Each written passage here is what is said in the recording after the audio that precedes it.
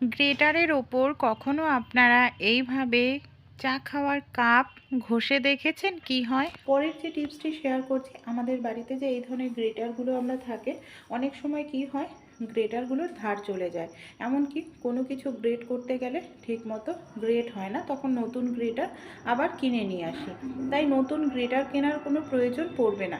আমাদের বাড়িতে যে কাপ থাকে, কাপের পেছন দিক খসখসে হয়, পেছন দিকটা দিয়ে আমরা যদি গ্রেটারের ওপর একটুখানি ঘষতে থাকি, তাহলেই কিন্তু খুব সহজে আমাদের যে গ্রেটারের ধার চলে গেছিল সেই ধারটা কিন্তু ফিরে আসবে।